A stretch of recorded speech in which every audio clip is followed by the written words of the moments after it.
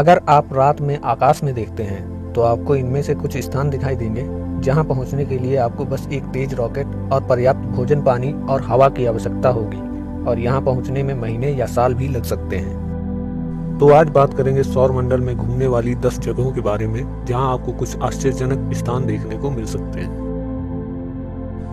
Mercury का heat basin. लगभग 4 अरब साल पहले अंतरिक्ष और सौर मंडल के बनने के बाद बचे हुए मलबे को साफ किया जा रहा था। इसी समय जिस तरह चंद्रमा पर समुद्र बना था, उसी तरह मरकरी बुध ग्रह पर लेट हेवी बम्बार्डिंग हुई, जिससे एक बड़ा क्षुद्र ग्रह बुध ग्रह में दुर्घटनाग्रस्त हो गया और कैलोरिस बेसिन का गठन हुआ। 1550 किलोमीटर 960 मील व्यास के साथ यह सौरमंडल में ऐसी सबसे बड़ी विशेषताओं में से एक है। इस बेसिन के अंदर हिमालय की तरह ऊंची चोटियां निर्मित हो गईं और गहरी दरारें भी निर्मित हो गईं। यह बेसिन बुध के सबसे ऊंचे पहाड़ों से घिरा हुआ है, जो मैदानी इलाकों से 3 किलोमीटर लगभग 2 मील ऊपर है। यहाँ कई लावा वेंट हैं जो सक्रिय ज्वालामुखी से भरे हुए हैं।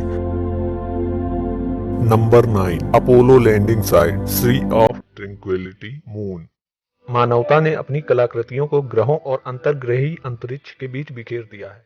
20 जुलाई 1969 को नील आर्मस्ट्रांग और बज एल्ड्रिन दूसरी दुनिया में कदम रखने वाले पहले इंसान बने।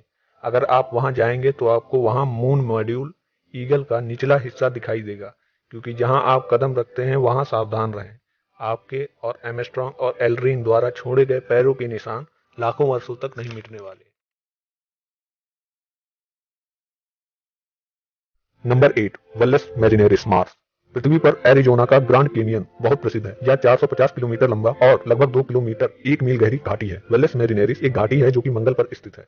वेलस मैरिनेरिस घाटी की तुलना ग्रांड कैनियन से करने पर यह उसमें स्थित मात्र एक खाई के बराबर है।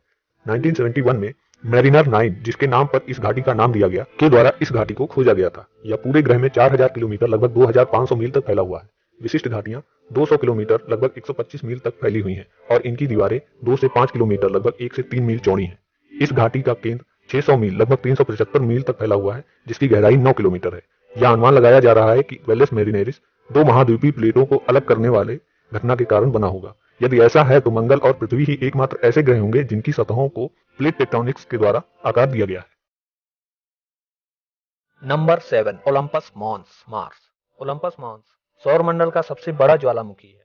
यह 700 किलोमीटर चौड़ा है और आसपास के थार्सिस मैदान से 22 किलोमीटर ऊपर उठता है। ओलंपस मॉन्स का किनारा 10 किलोमीटर ऊंचा चट्टान है। वहां से यह केंद्रीय क्रेटर के लिए एक उथली ढलान है जो कि 85 किलोमीटर में फैली हुई है। पृथ्वी पर सबसे बड़ा ज्वालामुखी हवाई में मोना लोआ 120 किलोमीटर चौड़ा है और 9 किलोमीटर ऊंचा है। हालांकि इसका अधिकांश भाग समुद्र तल के नीचे छुपा हुआ। ओलंपस मॉन्स मनुष्य द्वारा अंतरिक्ष या पृथ्वी पर ढूंढे गए सबसे बड़े ज्वालामुखियों में से एक है। Number 6, great red spot, Jupiter. The great red spot Jupiter की सबसे बड़ी सतह विशेषता है, जो पृथ्वी के आकार से दोगुना लाल अंडाकार तूफान है।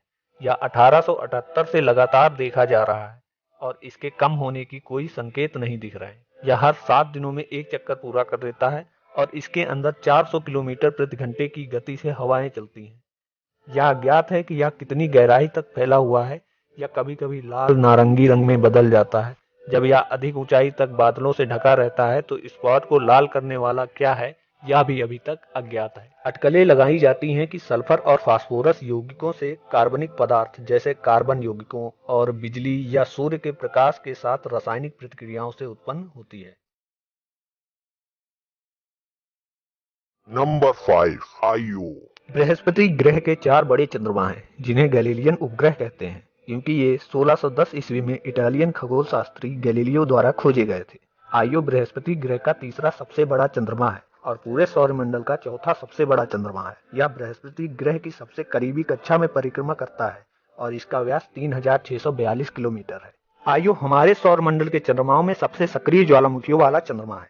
ये ज्वालामुखी सल्फर की गैसें बाहर निकालते हैं, जिसके कारण आइयो की सतह पर पीले, सफेद, नारंगी और लाल रंग का मिश्रण जम जाता है और इस ग्रह की सतह पीली या सफेद या नारंगी लाल रंग की दिखाई देने लगती है। आयु का वायुमंडल पृथ्वी की तुलना बहुत पतला है। आयु पर ज्वालामुखी सक्रियता टिंडल हीटिंग के कारण होती है। बृहस्पति ग्रह का चक्कर लगाने वाले आयु की कक्षा पूरी तरह वृत्ताकार नहीं है और हमारे पृथ्वी के चंद्रमा की तरह उसका भी एक हिस्सा हमेशा ही बृहस्पति ग्रह की ओर रहता है। ऐसे में बृहस्पति और उसके अन्य चंद्रमा यूरोपा और गैनीमेड के गुरुत्व प्रभाव के कारण इसमें आंतरिक घर्षण और गर्मी पैदा होती है, जिसके कारण वहां 200 किलोमीटर चौड़े लोकी पेटेरा नाम के ज्वालामुखी बन जाते हैं और इस ग्रह के कुल ज्वालामुखियों की संख्या 400 है और इनकी खोज वाजायर 1 द्वारा 1979 में हुई थी। Number 4, surface of Europa. Europa मुख्य रूप से पथरीले पदार्थों का बना हुआ है और इसका केंद्र लोहे का है। इसकी सतह पानी की बर्फ की बनी हुई है और पूरे सौर मंडल की सबसे समतल सतहों में गिनी जाती है। इसकी सतह पर दरारें तो नजर आती हैं, पर क्रेटर बहुत कम है। क्रेटर किसी ग्रह या उपग्रह पर गोल गोल गड्ढों को कहा जाता है। वैज्ञानिकों को लगता है कि इस बर्फ के नीचे जरूर पानी का महासागर होगा। यह मुख्य रूप से सिलिकेट चट्टानों का बना हुआ है। वैज्ञानिकों को लगता है कि इसकी बर्फ की सतह 150 किलोमीटर तक हो सकती है। इसके नीचे यदि समुद्र हुआ तो यह पृथ्वी के सारे समुद्र के पानी से भी 2 गुना या उससे अधिक होगा। यूरोपा का एक बहुत ही पतला वायुमंडल है जिसमें अधिकतर आणविक ऑक्सीजन मौजूद है। Number 3, rings of Saturn. Saturn की रिंग सौर मंडल के किसी भी रिंग वाले ग्रह की सबसे व्यापक प्रणाली है। यह अनगिनत छोटे छोटे कणों से मिलकर बने होते हैं जिनका आकार माइक्रोमीटर से लेकर मीटर तक होता है। जो शनि ग्रह द्वारा आकाश में दूरबीन से देखने के 1 साल बाद उन्होंने शनि की रिंग्स को देखा। शनि ग्रह की रिंग्स भूमध्य रेखा से 7000 किलोमीटर से 80,000 किलोमीटर तक फैली हैं, जिनकी त्रिज्या 60,300 किलोमीटर है। इनकी अनुमानित मोटाई केवल 1 किलोमीटर है, 1000 गज। ये 99.9 शुद्ध पानी की बर्फ के बने होते हैं। नंबर 2, दक्षिण ध्रुवी गीजर एनसेलाइड्स। शनि के सबसे चमकीले चंद्रमा एनसेलाइड की बर्फ से ढकी एक चिकनी लगभग सुविधाहीन सतह है। हालांकि दक्षिण ध्रुव पर बांग पट्टी क्षेत्र है जिस पर कई लकीरें हैं, जिनसे विशाल गीजर अंतरिक्ष में हजारों किलोमीटर दूर तक पानी उगलते हैं और शनि के छल्लों में से एक बनाते हैं।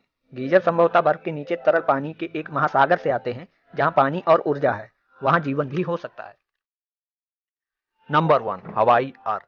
वेलस मैरिनेरिस की विशाल खाई से लेकर एनसेलाइड के ठंडे गीजर तक और ग्रेट रेड स्पॉट के विशाल तूफान तक सैर करने के बाद आप सांस लेने योग्य वातावरण और सतह के तरल पानी के साथ अपनी यात्रा को समाप्त करना चाहेंगे। सौभाग्य से पृथ्वी ऐसे खूबसूरत स्थानों से भरी हुई है जैसे ग्रह के सबसे बड़े महासागर प्रशांत के बीच हवाई के ज्वालामुखी द्वीप। वहां के ज्वालामुखी ओलंपस मॉन्स और आयु जितने बड़े तो नहीं हैं, लेकिन वे आसानी से पक्की सड़कों और अच्छे होटलों, बढ़िया रेस्टोरेंट और शानदार समुद्री तटों के पास स्थित हैं। मुझे लगता है कि आप लोगों को यह वीडियो जरूर पसंद आया होगा। अगर आप लोगों को यह वीडियो पसंद आया है तो वीडियो को लाइक और चैनल को सब्सक्राइब करना बिल्कुल ना भूलें। तब तक के लिए goodbye and take care.